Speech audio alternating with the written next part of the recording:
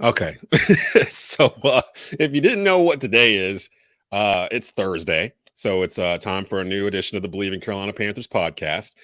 Desmond Johnson, Sports Illustrated, Schuyler Callihan, Panthers all-time leading rusher Jonathan Stewart here in the house. It's bye week. So, we weren't expecting to do too much. In fact, we were actually planning on previewing some of the other games in the NFL this week. And then lo and behold, like manna from heaven, former head coach of the Carolina Panthers, Matt Rhule, decides to just point a flamethrower at the franchise on his, well, not even on his way out. He's been gone for over a month. Just got hired at the University of Nebraska, just got handed a bag, and he has been making the rounds. What you just heard right there actually is from today. That is from the Zach Gelb show on CBS Sports Radio through Audacity. That adds on to what we're going to talk about today, but y'all know what it is. Why we mad, son? I'm gonna tell you why we mad, son. And we're all just kind of looking at Matt Rhule right now. We're going to dig into this pretty deep. I want to hear from Schuyler and Stu individually on their thoughts of this. This is going to be fun because Stu has not heard the comments from Coach Rhule from yesterday that I actually went back and clipped from Peter Schrager's podcast. We're going to get into that in just a bit too. So before we do all that, though, let's get a quick word from our sponsors over at Bet Online. Football is back. Bet Online remains your number one source for all your football betting needs this season. You'll find the latest odds, matchup info, player news, and game trends. And as your continued source for all sports wagering info, Bet Online features live betting, free contests, live scores, and giveaways all season long. Always the fastest and easiest way to bet on all your favorite sports and events like MLB, MMA, tennis, boxing, and even golf. Head to betonline.ag to join and receive your 100% welcome bonus with your first deposit. Make sure to use the promo code BELIEVE, BLEAV, to receive your rewards. Bet Online, where the game starts. And where we start today is, of course, like I mentioned before, it is Thursday. Yo, I'm gonna tell you why we mad, son. I'm gonna tell you why we mad, son. If you guys are upset or frustrated about anything, I don't know, it could be anything. It might not even be Matt Rhule related. It's just got to be football related. You can actually comment on the show. We're on Facebook Watch. We're on YouTube on the Tobacco Road Sports Radio YouTube channel. We will answer it on the air. So Stu, you have not heard these comments from Coach Matt Rhule regarding his time with Carolina, correct? Oh, I think you're muted. Yeah, you still muted? Yeah. I think Stu is muted. All right, yeah, here we go. Yeah, there it is. So you haven't heard this yet? I haven't heard anything. I might have, unless it was like some quotes that I've seen. I've seen some quotes lately from some press conferences and whatnot. Yeah, it's probably in there. So let me frame this for you. So Matt Rhule has been all over the place past really most of this week, just doing the rounds. Just got hired by Nebraska. You'd think he'd be spending that time talking about that. Instead, he's been basically talking about his time with Carolina and kind of pushing the blame away from him. Well, not even kind of. He's pushing the blame away from himself. And he contradicts himself multiple times. This is a clip I'm going to play for you from Peter Schrager's podcast from this week. I think it was Tuesday, I think is when it came out. Matt Rhule commenting on his time in Carolina and not getting enough clarity on how much time he had in this job. One thing you learned from your 2.5 years in the NFL as a head coach, and in the same vein, if you could do it all over again, what would be the one thing you would change looking back on it, as obviously it didn't work out with Super Bowl victories or anything like that? I think I probably would just probably taking another job. I think it's a great place, the wonderful people, but I just don't know if I was a fit there. At the end of the day, we talked about, hey, we're going to have a 4-year plan, a 5-year plan. If you tell me, hey, we got a 2-year plan, then I'm going to go sign a bunch of free agents and do it. So, what was a 4-year plan became a 2-year and 5-game plan real quick. And interesting. It's not about, hey, it's not, and I'm not angry about it. No. At the end of the day, I understand. But if it's going to be that quick, then we're going to sign some more free agents. We're going to go make the blockbuster trade. We're going to do those things. I think the trajectory that we were on was correct. It was to have a team that next year could maybe make a big trade that could, and I think you see the signs of it right now. When they play well on offense, they win. There's a good defense there. And I give Steve all the credit. I give the coach all the credit, but I'm part of that building process. Yeah. So had that just stayed for maybe through this year and maybe made the big free agent signing this year to get them over the top, I think that the Panthers could win the NFC South for years to come. And and they still might win it. Okay. Buddy was about to say they can still win it this year, right? He was on one. Like he literally he wanted to not get any of the blame for anything bad that's happened with the team. On the other hand, B, he wants all the glory, all the praise if they do happen to start winning, because according to him, what he just said, he was part of that process. I didn't get the other clip where on the Rich Eisen show on Tuesday, he contradicts what he just said in there by saying, when someone asked him about, do you regret not drafting a quarterback or whatnot? And he said, no, because I wasn't the GM. I didn't make the picks. So let's let's just start right there. Schuyler, you've had a little bit longer to digest. I'm gonna let Stu. He's got that face of someone that just had to digest something. He didn't expect. I'm constipated on the words that just came out of his mouth right now, man. I'm constipated with the words that just came out of his mouth. It's so crazy. So give me some time, brother. Yeah, I'm gonna let you stew on it a little bit, Stu. I'm gonna let you marinate on that. Schuyler, you've been in the press room with Matt Rhule for 2 years, often on Zoom, in person. You've talked to the guy. You've been around him. We've discussed his vocal mannerisms and how he tends to stretch things and things of that sort. But this, it's just unnecessary. Like, why did you even bother to do this? It's going to make you look bad to Nebraska, to me. And just help me help me understand, like, what is this dude's game plan here? Like, why is he doing this? Well, first of all, like, I don't think he went into it with the idea of like, hey, I'm going to sit here and talk about the Panthers, right? Like, I'm assuming he probably took these interviews and thinking, you know what, we're going to talk about Nebraska. Panthers may come up here and there, but I don't think that was his agenda or his motive to sit there and get off all of the emotions that were on his chest about the situation in Carolina. So that's the first thing. Second thing is, I do, to a certain extent, agree to what he said about the timeline. And I might be a little crazy about that.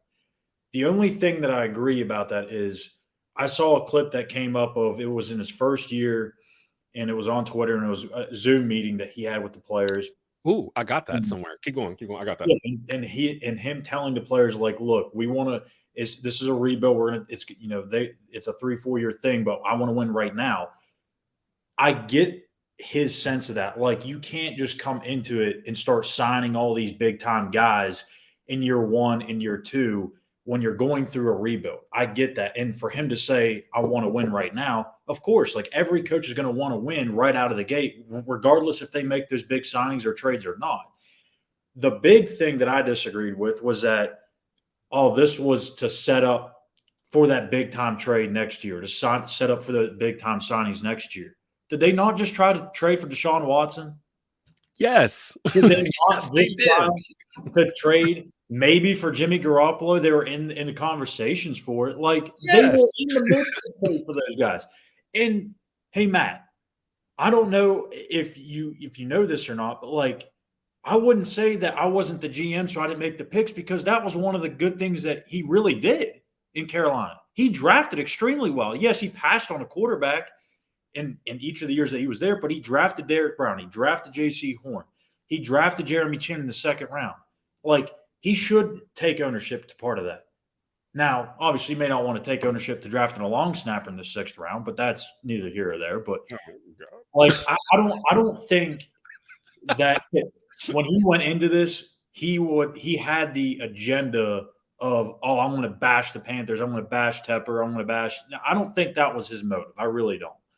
He was asked the questions, and I feel like there's some sort of anger that was still there about the situation. Oh, clearly. And when you get fired from a job, you're going to be ticked off, right? You're going to have things that you're going to say that come out of your mouth that you probably don't think before you say it, because you're asked right on the spot. So, I defend you in that sense. But in the grand scheme of things, yes, I disagree with a lot of what he said.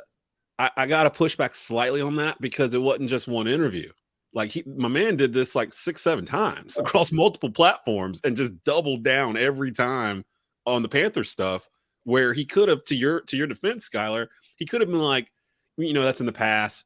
I'm not here. I almost slipped into the Matt Rhule voice. That's in the past. I don't want to talk about the past. The past is one thing, the future is another thing. But at the end of the day, I'm the head coach in Nebraska, and I don't want to deal with that. But no, he went, oh, you want to know what happened? Let me tell you what happened. It almost sounded like he wanted to do a short version. Let me tell you what really happened. But like, you remember that long ESPN article that came out like right after he got let go, about a couple weeks after he got let go? They kind of peeled the onion back on what was going on behind the scenes. There was a lot of anonymous sources or whatever. This sounded like he was responding to that article. It could have been. And here's the thing too, what people don't realize is like these people are people too, right? They actually have feelings. They read stuff. They see stuff all the time on social media. This is a guy that really, since the day he took the job in Carolina, had been under heavy criticism, right? And then when he first coached his first game, same thing. And it never really got to a point where he connected with the fan base. So the entire fan base had nothing but negative reactions toward him. And he was probably in a position where he felt like, okay, this is my time to defend myself and tell you why. But at the same time, it kind of came across as if like, hey, he probably shouldn't have said some of those things. And the other thing too, like he should have never said anything about like, hey, I did some of that too. Like, give Steve Wilkes his credit. Right. He's the one that has taken this team from where it was to where it is. And that's where this whole thing, these interviews or whatever, I don't even think the questions are guiding him to say these types of things. Yeah, right? yeah. And so to me, it's just like to me, this is the reason why I said like I'm constipated on his words, because we don't need to hear all of this. It's so unnecessary. It's like, to me, it's just, hey, just like, this is an opportunity for you to say the least amount of words. Say, you know what? I'm appreciative of my time spent in Carolina. I'm thankful that I had an opportunity to coach in the pros. There's a lot of things that I've learned, and I'm going to take those things I learned to the college level, and I'm going to work on being successful there. And so, I mean, I think there's just, I don't know, man. Like that was just fundamentally just him wearing his heart on his sleeve. It sounded like a little bit. And I know and the thing is, we are human. And like, I'm not going to sit here and chastise the guy for, expressing himself in a certain way or whatever. But when you give a compliment to someone, when you say kudos or shout out to Coach Wilkes and the coaching staff and these guys and that guy, you don't take it back by saying, but I had a part in that too. Like, the same comment. To me, I can't, because me as a man, I can't really trust that. You know what I'm saying? It's like, well, do you appreciate me, or do you really think I'm doing a good job, or are you happy for me? Because if you're not happy for me, then that's cool, but don't say you're happy for me and then turn around and snatch it away. Like, I did some of that. Like, using it as an opportunity to like kind of pump yourself up over someone else's someone else's success that you're not a part of at the time. I know it wasn't the last couple of days. I think it was maybe a week or so ago. It was before he took the Nebraska job, and he was doing something on, I think it was NBC or something. And they were asking him again, kind of one of his biggest regrets. And in that interview, or in that setting, he said something about that his biggest regret was that he didn't connect with the players at the start, year one or year two. To me, I'm just like, what do you mean like that's your biggest regret, is you didn't connect with the players? Because we all know in this business, and really in any business, it's not just football or sports, you are not going to be successful if you don't know who you're working with and you don't know why they're good at what they do and they struggle at some of the things that they do. Like, personal relationships are so key and so valid in football, especially. But and I get he talked about the COVID thing, and I get that was a tough situation. But there was coaches too during that time that were still able to make it work, that came in around the same time that he did. Tom Brady went to a brand new team, won a Super Bowl during the COVID season. He's 40-something years old. Like, Brad Tippett mentions, I remember he said they drafted Chuba because his wife told him to. So make up your mind if you were responsible or not. I remember that. He specifically said his wife wanted Chuba Hubbard, so they went out and got him. Man, look, I was listening. Side note, okay. I've been reading this book, Think and Grow Rich, I think it's called. But I took these notes down, right? 7 qualities of leadership. Belief in the purpose, taking full responsibility, the ability to move on and forgive, humility, optimistic and realistic, value others' opinions, confidence in your own, self-acceptance, value others' opinions, getting to know your players, getting to know the people that are following you, that you're leading, that you're raising to be grown men. You know what I'm saying? Like, these are the qualities that you look for in the head coaching position. Now, if he's sitting here saying that what interview was that? Like, when was that? Which Schuyler? one? I think that you were talking about. I think it was on Sunday night. He was on NFL Network. That's what it was. He was on Good Morning Football or whatever, their morning show. He was on with them. If you're sitting there and saying your biggest regret is that you didn't get to connect with the players, you missing the mark for real. He had 2+ years, 2+ years. I will say, COVID. You know, there can be some disconnect there, but Absolutely. there's ways that I was connecting with my friendships from over thousands and thousands of miles away that I was able to connect. And I probably got more in depth with my friendships during COVID than any other time in any other year because I had time. You know Plus, it was 2 years ago. He's been in the building with these players since then. He's had a whole year since then where he was able to talk to them. I found the audio, by the way. Shout out to the 4-man rush. That was the first spot that I saw that put this up on Twitter. This is Matt Rhule, one of his first Zoom meetings in 2020. To get to be a championship as a head coach, it's usually taken me 3 years. I don't want to wait 3 years. I don't want to have to sit there and say, okay, well, let's do this. I want to try to do it right away. So it's gonna to get to be a. You see what I'm saying? This hurts. You know hurts. What? I don't want to do this anymore. I'm gonna tell you why we mad. I don't want to do this anymore. It's like, how are you going to just like? It's almost like he thinks that no one's listening to him, so he can say what he. I've had friends like this actually, like that. They're just. I don't want to call him a pathological liar, but it's almost like they believe the lie so hard that they either forget they said it. Or they think that they can say as much as possible. Hey, Desmond, and it won't matter. You remember that scene from Don't Be a Menace? Which one? When he got arrested and he was with that prosecutor or whatever he was, the detective. He was sitting there. He said, "You know you done fucked up, don't you? You know you done messed up. You know you done messed up, right? You know you told me one thing." But he now doesn't have anyone. He doesn't have anybody telling him this. He needs that guy. He needs that guy walking around with. He needs to be his agent. He needs to go find that dude because no one is telling him that he doesn't need to do this. His agent keeps booking him for these appointments, and he keeps every time he just goes on and makes it worse. And the agent's like, "Hey, I got another one for you. NFL wants to talk to you. NFL Network. Oh, CBS Sports wants to talk to you. Why don't you come over here?" And he's just digging a deeper and deeper hole. I don't understand it. Devin Young asks, it's Open Mailbag. Of course, and it's Tell Em Why You're Mad Thursday if you didn't know. Yeah, I'm going to tell you why we mad, son. Devin asked, Stu, from a player's perspective, how would you feel if your former coach made these comments if you were in the locker room? I'd be like... For the most part, the Panther players haven't said anything. They haven't said anything. Damn, coach. All right, that's how you really felt, huh? All right.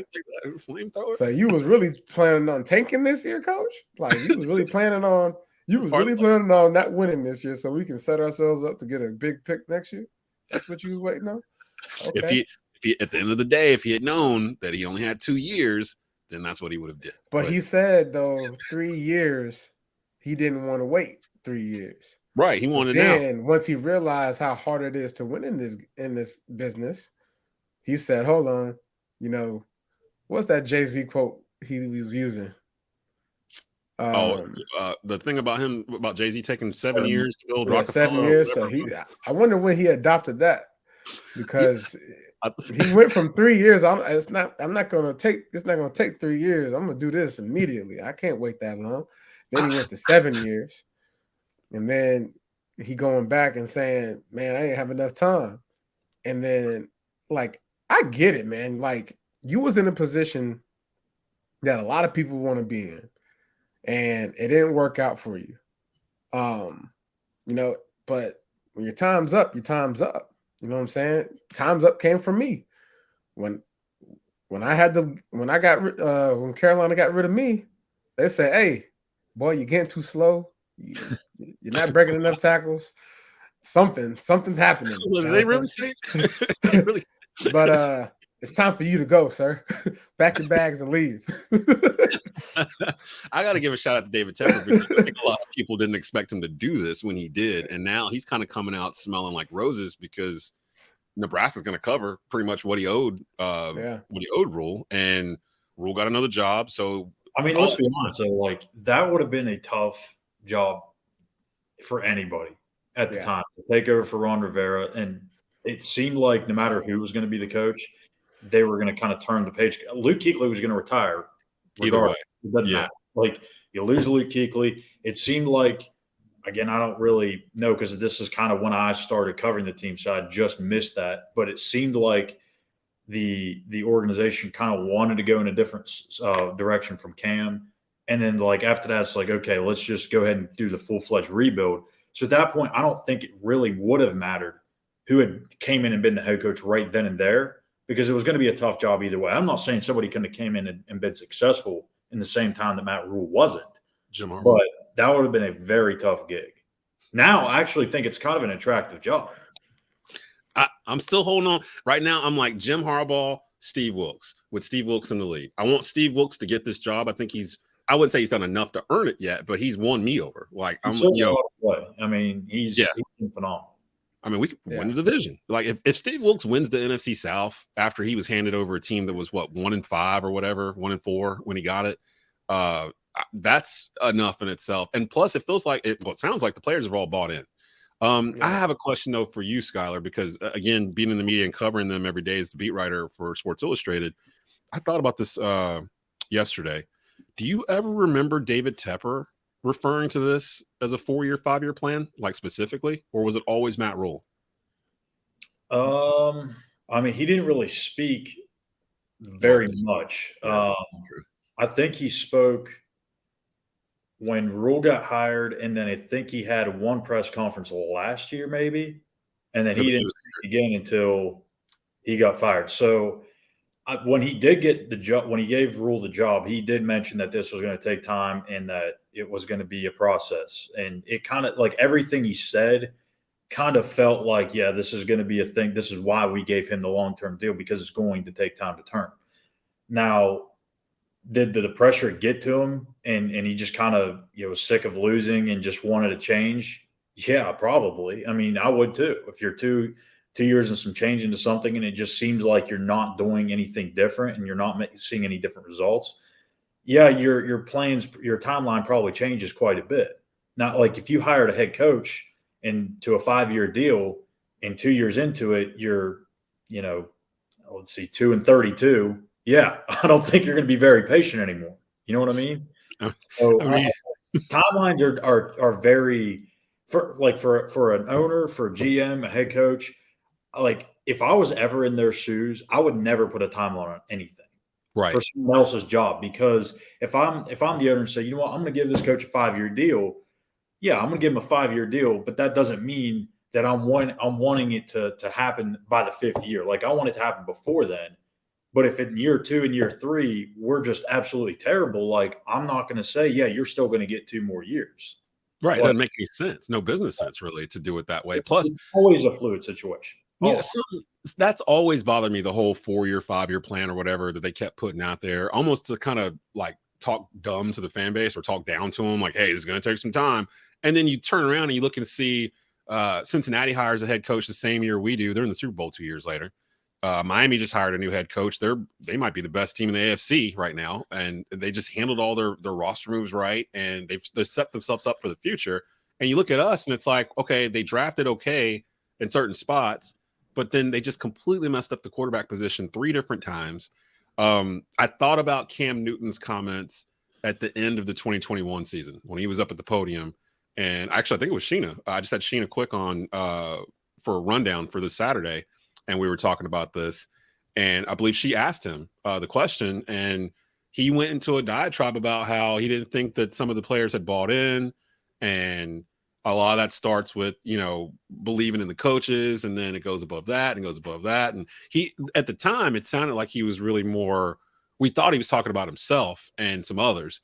Now, looking back on it, after everything that's happened since then, maybe Cam had an inkling of what was going on inside the building, because a lot of people forget too, Marty Herney wasn't fired. Marty Herney left. He was having disagreements with Rhule. That's why they went and hired Scott Fitterer, because Marty Herney couldn't, I guess, get along, or they weren't vibing on the same page, or whatever it might be. That vibe runs through the entire franchise at certain spots during Matt Rhule's tenure. Albert R., I'm mad with Rhule. He needs to take responsibility. We agree, buddy. Yo, I'm gonna tell you why we mad, son.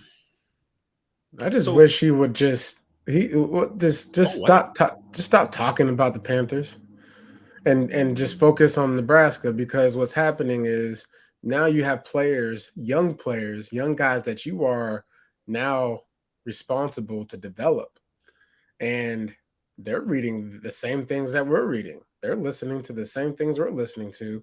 Yeah. And so if their head coach is getting mocked and being talked about, and like the way that he's being talked about right now because he's doing interviews that he shouldn't be doing, if I'm a guy in college at that school and I have some type of like pool leadership position on the team, I'm looking at this guy like, oh, you really, really gonna have to earn my trust. See, I wanted to ask you about that as a player, because I'm thinking forward for him. How does that affect him at Nebraska? Especially right now with these transfer portals. Like, yeah. if I'm a guy that's really like bound for the NFL, I'm thinking to myself, do I really want to waste my time here?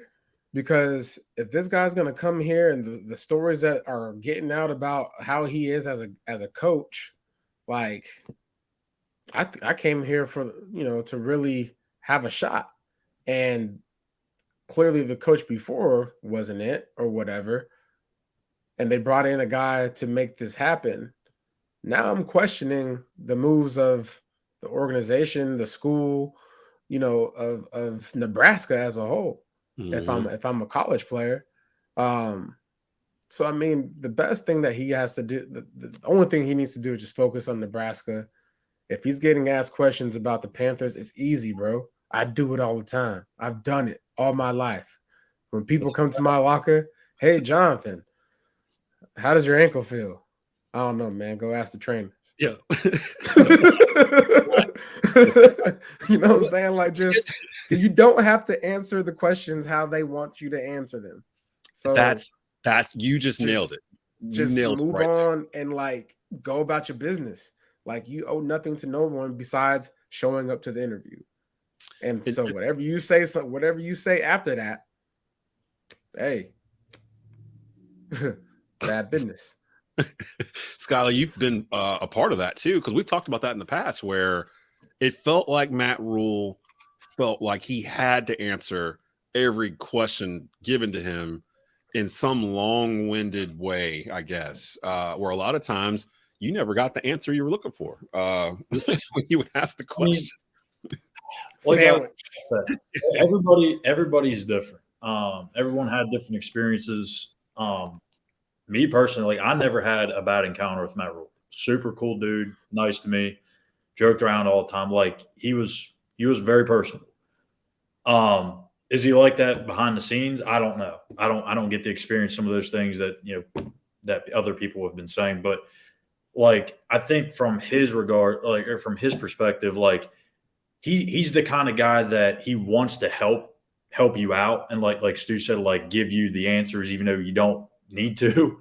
Like even during, there'd be some stuff he kind of fluffed by on maybe injuries or something, but a lot of it was like he just wanted to help the media do their job. And I think at some point, like you have to realize, you know what, I don't need to respond to that. And at this point in time, like it does nobody any good to sit here and talk about the Panthers. It doesn't do him, Nebraska, or the Panthers any good. I mean, look at Steve Wilkes. Steve Wilkes is the antithesis of what we just saw. If Steve Wilkes don't want to answer your question, he ain't going to answer it. He's just going to flat out tell you that, I'm not going to answer that at this time. Like he's very point blank about his style at the podium, which is refreshing. You can tell. I don't think we sitting here got to knock Rhule's personality. You know what I'm saying? He is who he is, but there's options, there's choices, there's ways to go about things. There's a time and place for everything. And right now it's not that time. And whatever is going on in a person's head does not always need to be said out loud. So, I think you can tell too with Matt, like I said earlier, with the pressure from the fan base, like that pressure shows up in other spots. Like it can show up in a press conference when you feel like you have to defend yourself and your vision and your scheme and all this other stuff. Like that can show up there. Steve is 100% confident in himself because he's been a head coach before, even if it was only for a year. He's been in this league for many years. This was Matt, like from day one that he was hired, he was trying to prove himself. He was trying to prove people wrong. He actually, and Wilkes knew what he wanted once he got the role. Like he knew what identity he wanted the team to have. He knew how to get there. He knew what he needed to do. He marched up to Ben McAdoo's office and was like, yo, we're going to run the football 35 times a game. I don't care how you go about doing it. Don't give me this RPO nonsense. I want straight north-south up the way. I've got this dude sitting on my bench that was comparing to Derrick Henry last year, and he only ran the ball 7 times while the other coach was here.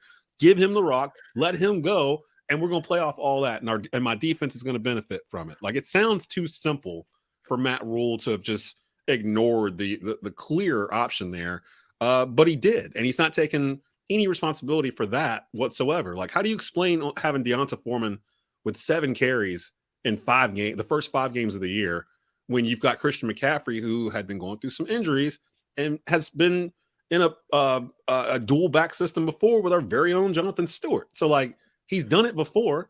Why did you not do it then? Like, why did you not lean on the offensive line? Why was Bradley Bozeman not starting at center when you put back in, was it Cam Irving, whoever he had at center at the beginning of the year? They got hurt. Eflin. He had Eflin in there, who we had already decided was not good, not good enough. That's why they revamped the offensive line. It's like he constantly was in a I need to fix this now mode, but then he's telling the rest of us, this takes time. Like, this is going to take time. But all of his actions suggest he wanted it right now, like microwave popcorn. And every choice he made, for the most part, with the roster, backfired. It just backfired on him. This kind of out the way, although we were just talking about D'Onta Foreman. Antoine Grant asked, Jay Stu, what do you think about Foreman's running style? I love it. And what I really loved was Chuba's running style last week. The way there's 2 running plays that both bounced it. It was a lead to the left, down the A gap, and they both bounced it. So Deontay had one, he bounced it, and he got hurt, got kind of like nicked up on the sideline there, and he went off to the side, and Chuba came in. They ran the same exact play, and he did the same exact thing. And he must have been watching the play before, because he said he saw his homeboy go over there to the sideline and come up limp a little bit. So he went over there and delivered a boom. Mm-hmm. Whenever you like finish a play where you just punish somebody, you punish a DB and remind him, hey, next time you come with them pads, you about to get this thunder, okay? That's the way we got to run the ball. I love the way, the intensity. And another thing is, when you run the ball like that, the offensive line, when they're jogging downfield after they finish the block and they see the running back just delivering blows and breaking tackles, you know what that does to an offensive line? It gives them the energy. It's like, wow, we did that. We broke them free to get on them little boys. So, yeah, man, kudos to the running backs. They're doing their thing. So we got to just keep doing it. 190 yards. I think they had 190 yards rushing last week. Oh, was it 190? Yeah. I don't know. Or maybe I read a stat that it was they every game we've won, we've averaged 190 yards rushing. Am I correct? It might be over 150 or something like that. I don't know if we got to one. We did have a lot of rushing yards. I need to go back and check that. But Brad. Yeah, this last game, it was a lot. That's right. That's why Darnold only had like 19 pass attempts or something crazy like that because we were running it so well. Brad Tippett comments invoking Will Smith, keep the Panthers name out of your mouth to Matt Rhule. I want to see that Will Smith movie, Emancipation, that's coming 185 against Denver. Oh, you were right. So yeah, with Lil yeah. I didn't realize we ran. Them boys is getting it. The Falcons game on Thursday night, they had 232. Woo! 232 yards rushing. What? So they've been average. So they've been averaging around 190 every game they've won, right? That's the recipe, baby. The Bucks game where they won 21-3 was 173. Yeah, Damn. see, look. Okay. I thought that was a little too much, but yeah, you own it still. That's a lot of yards. When we get into these games for the rest of the year, it's beautiful, man. When you're able to run the ball like this in December, late November, December, all these other teams on the defensive side don't want a team that can run the ball. If we running the ball like this, Tampa don't want to see us again. Saints don't want to see us again. And you know who else don't want to see us again. Okay. Well, we already saw them twice. We already saw Atlanta twice, so they're done with us for the time being. Oh yeah. So yeah, what I meant the Saints. That's what I meant to say. The Saints. Yeah. So, the Saints, by the time we see them, they might be packing it up themselves the way they've been playing lately. They tired. They dog tired. Linebackers don't want to hit in cold weather. They don't want to hit. They say they do, but they don't. No, I know it's experience. 180 plus yards. What did we run for in the loss that we had 2 weeks ago? Who was it? Cincinnati? Yeah, I can tell you. Because it wasn't a whole lot. I think the only games that we've lost with, like you said, the games we've lost with Steve Wilkes, we ran for. Those teams were able to stop us running the football because at this point, everybody knows what we're going to do. Like, we're not hiding it. We're going to come in, we're going to run the ball 30 times. We're going to try to stop you. If you stop it, congrats. If you don't, we're going home with a win. And the Ravens lost. They ran for 36 yards. And the Bengals lost. They ran for 64. There you go. We got that's the recipe. That's the recipe. So dial up that run, stop the run, get in that quarterback's face, and play well in special teams. Las Vegas just ran for 283 on Seattle last week. Hopefully, I hope the running backs and offensive line is watching film this week on that Las Vegas. If I'm the running backs right now, I'm watching all big runs. Salivate.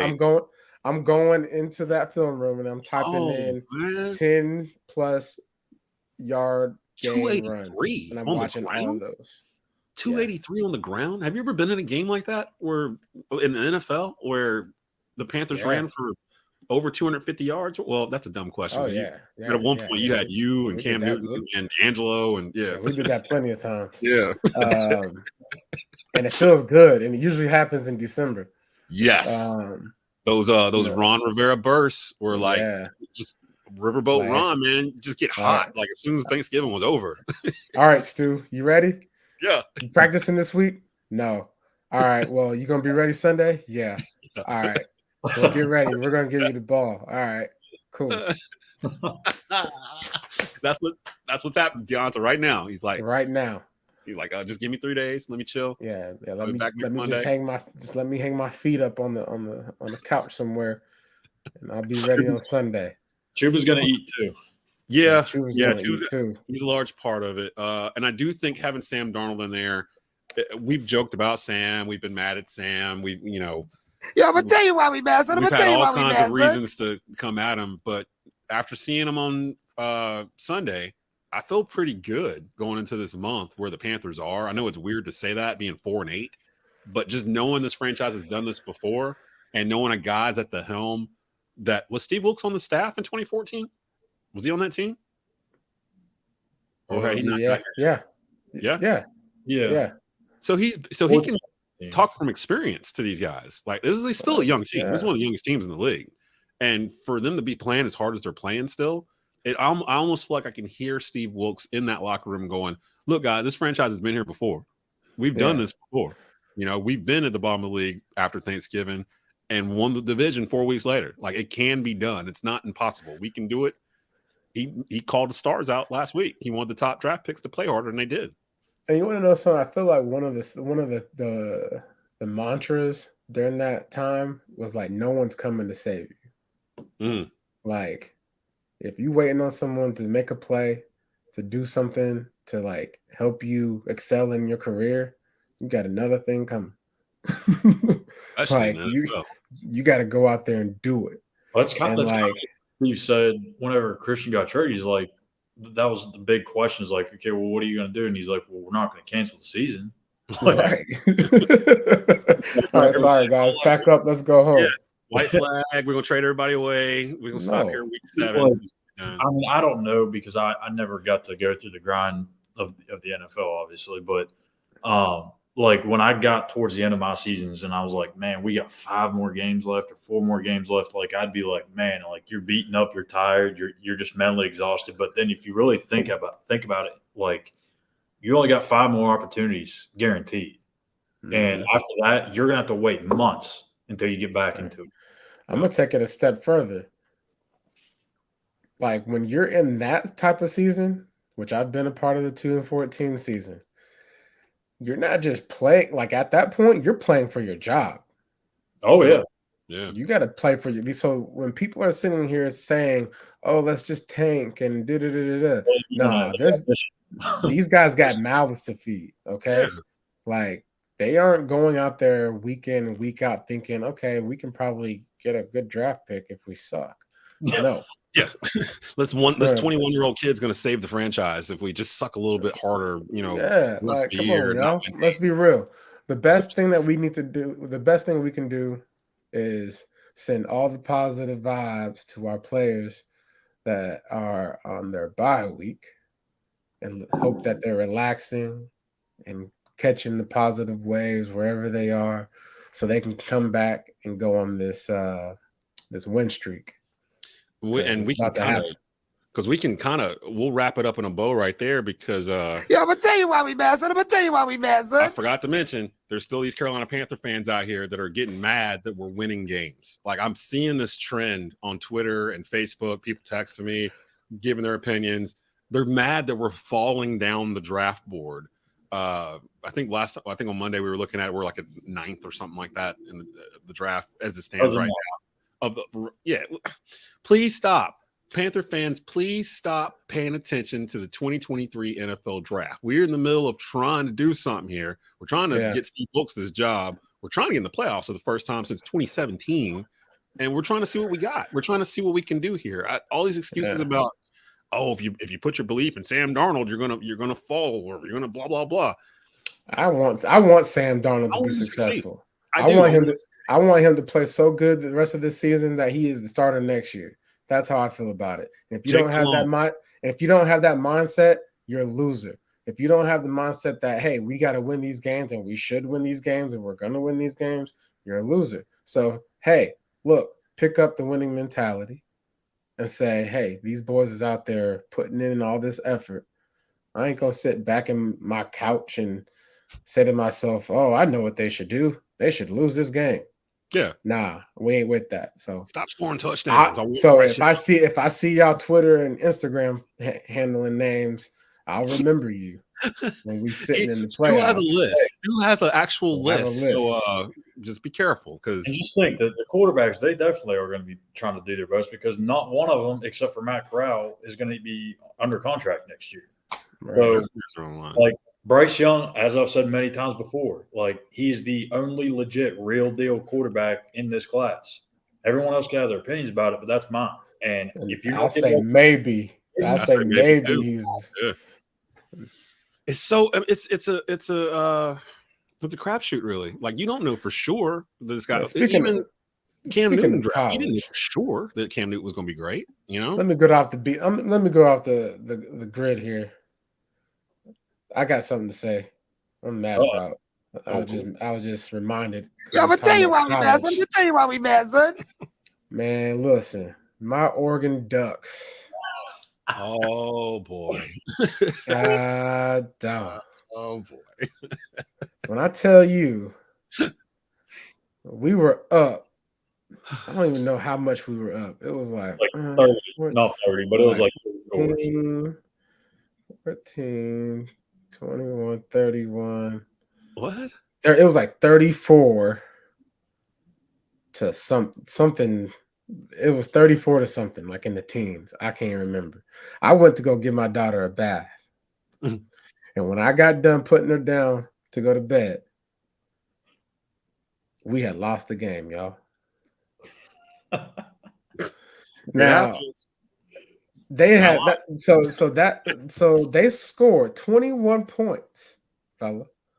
21 points while I was giving my daughter a bath.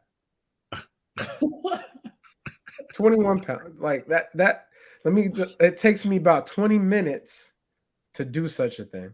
Okay, 20 minutes real time, not football time, because the clock stops and they got timeouts and they got commercials and all that. 20 minutes real time.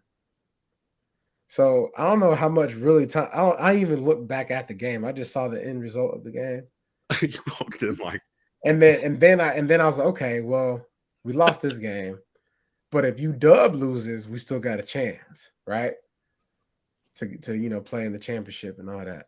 Mm-hmm. Man, Washington State go over there and they stink it up and lose to UW. So I'm mad at Pac-12 and the Oregon Ducks right now because ain't no way you give up a lead like that in the fourth quarter. No way. I'm gonna tell you why we mad, son. I'm gonna tell you why we mad, son. Man, it ain't football related, but nah, I'm not mad at my Tar Heels right now. I'm cool. Like I'm cool. No, you can be mad at them. Let me talk about these Tar Heels. I'll talk about I'm them. not mad. They're frustrating me right now. I understand they lost to Alabama and Indiana, both are top 10 teams in my opinion. Armando gets hurt like every half. Something gets hurt on Armando Bacot, so he's limping around, or he had the shoulder yesterday. I'm giving Hubert some time because I defended Hubert for all year last year and it ended up paying off. I'm not abandoning him by any means. I'm not concerned yet because they've played a very hard schedule and all of it's been on the road. So, but they got Virginia Tech on Sunday at Blacksburg. So I'm just like, you know what? Go and hit me up, Desmond. I got one. Okay. Yeah, I'm gonna tell you why we mad, son. I'm gonna tell you why we mad, son. I didn't have one initially, then we got into this college talk. Can we stop doing preseason rankings? Basketball or football. Nobody knows anything until you play the dang games. Carolina is the perfect example of this. They've lost 3 straight games. Again, 2 to fairly good opponents. But can we stop doing this? Like, you're ranking teams in the top 10 that have no business of even getting votes. Yep. Like, it just doesn't make sense. Stop. Let's play the games. Wait a month or 2 into the season, then we can start ranking. Especially on TV. That's all what it's for. Especially in football, because at least in basketball, there's a mechanism at the end of the year to kind of weed that out. So it doesn't really matter where you started. If you're good, you're going to advance through. In football, it's like the preseason poll props Alabama to be near the playoff every year because they're always going to start off in the top 4, and then they're going to go 11-1 more than likely at the worst. So even if they lose earlier in the year, they'll have time to creep back into it. And what are we seeing right now? If a couple of things go right, well, Ohio State's not playing anymore. I don't know if they would leapfrog Ohio State because they're at 6th. Ohio State's at 5. If TCU loses, if USC loses, that puts Ohio State and Alabama right back into play again because of where they were at the beginning of the year in those preseason polls. I completely agree. Listen, if Alabama's in the championship, you know what's going to happen. I'm not watching college football ever again. You know it's going to go down. Like even when they dropped, I was like, I don't care. They're going to rise right back up, and just in time, they're going to get it as the 4th seed, and then they're going to win the national championship. Like it just feels like it happens every year. I'm just over. TCU get left out again. I hope. I mean, honestly, I hope Michigan wins the whole thing. I hope Michigan does too, because at this point, I ain't got nobody to cheer for. I'm cheering for Michigan. Go Michigan. Brad comments, if UNC loses to Clemson, both the basketball team and the football team would have 3 straight losses. Appreciate that, Brad. That's I wasn't aware of that, and now that's going to be on my mind the rest of this beautiful Thursday. I appreciate you watching. Let's let's just end it right there. We're on a bye this Sunday. I'm sure we'll be back for an episode next week, probably later in the week as we get closer to game time. So it'll probably be next Thursday. We're going to probably take a little mini by ourselves. We'll be off next Tuesday. You can watch this episode or any other previous episodes of the Believe in Carolina Panthers podcast on the Believe Podcast Network. Real quick from Andrew Rumfeld. What is up, Panther Pack? My question is, could you guys give my dad Alton a happy birthday shout out? He turns 53 today, and he's the one who taught me all about football and loving the Panthers. Shout out to, I guess, Mr. Rumfeld.